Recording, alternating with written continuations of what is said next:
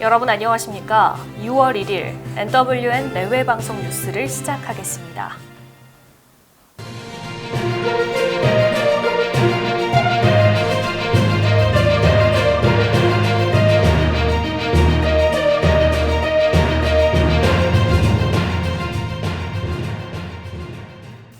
네, 지난주 윤미향 의원의 해명 기자회견에도 불구하고 정치권의 공방은 계속되고 있습니다.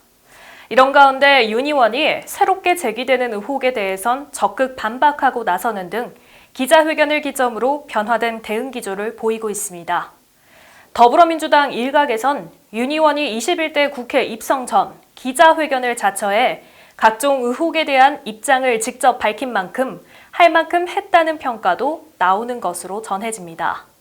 더불어민주당은 수사를 지켜보자며 신중 모드를 유지하는 입장입니다. 반면 미래통합당은 퇴출운동까지 거론하며 공세의 수위를 높이고 있습니다. 주호영 원내대표는 기자회견 후 오히려 의혹이 더 커졌다며 국민들은 윤 의원을 국회의원으로 인정하지 않을 것이라고 목소리를 높였습니다. 한편 일본군 위안부 피해자 이용수 할머니가 두 차례 기자회견을 통해 정의연과 정의연 전 이사장인 더불어민주당 윤미향 의원을 상대로 문제를 제기한 후 온라인에선 이 할머니를 겨눈 온갖 혐오 표현과 인신 공격이 확산해 논란이 일기도 했습니다. 이런 식의 2차 가해는 위안부 문제의 진정한 해결에도 아무런 도움이 되지 않는다는 점을 다시 한번 짚어봐야겠습니다. 지난주 수도권을 중심으로 코로나19가 확산해 정부가 방역 수위를 높였습니다. 그러나 전학년의 등교는 계속 유지한다는 입장이라 학교 현장은 불안감을 떨칠 수 없는 상황입니다. 기업들도 거리 두기를 강화하고 있습니다. 수도권의 코로나19 사태가 심상치 않자 당분간 재택근무 체제를 이어가기로 한 겁니다. 재택근무를 포함한 유연근무제가 코로나19 시대 기업들의 생존 전략이 되고 있습니다. 한편 31일 한국고용정보원에 따르면 올해 4월 공공취업 지원 포털 워크넷을 통한 기업의 신규 구인 규모는 12만 1,563명으로 작년 동월보다 약 36% 급감했습니다.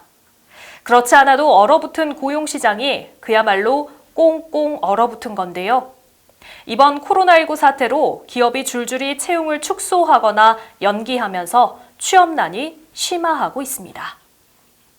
네, 과학 전문지 네이처를 발간하는 네이처그룹 내 학술정보 데이터베이스 네이처 인덱스가 이례적으로 한국 과학계 전반을 다룬 특집호를 발간했습니다.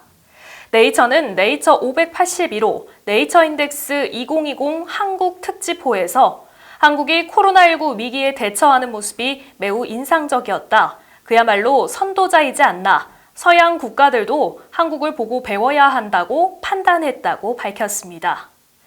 2016년 네이처 인덱스가 기초과학연구원을 조명한 적이 있었지만 한국 과학계 전반을 분석한 것은 이번이 처음입니다.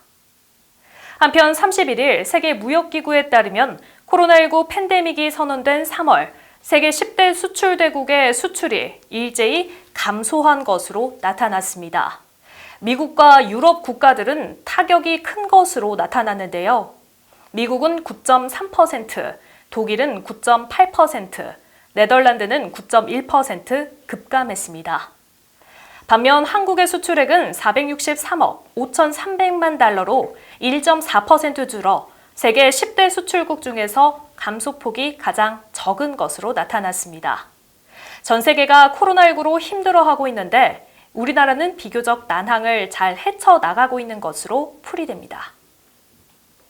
도널드 트럼프 미국 대통령은 현지 시각 29일 중국의 홍콩 국가보안법 처리 강행 보복 조치로 홍콩에 부여한 특별지위를 철폐하는 절차를 시작한다고 밝혔습니다. 트럼프 대통령이 이처럼 초강수를 두며 중국을 압박하자 중국 매체들은 이를 비난하고 나섰습니다. 관영 글로벌타임스는 미국이 무모한 제재에 대해 큰 대가를 치를 것이라고 경고하면서 홍콩 정부는 어떤 위협에도 동요하지 않고 있다고 강조했습니다. 또 폴찬 홍콩 재무장관은 다양한 시나리오를 준비해오고 있다. 홍콩은 특별 지위 박탈의 영향이 거의 없다고 주장했습니다.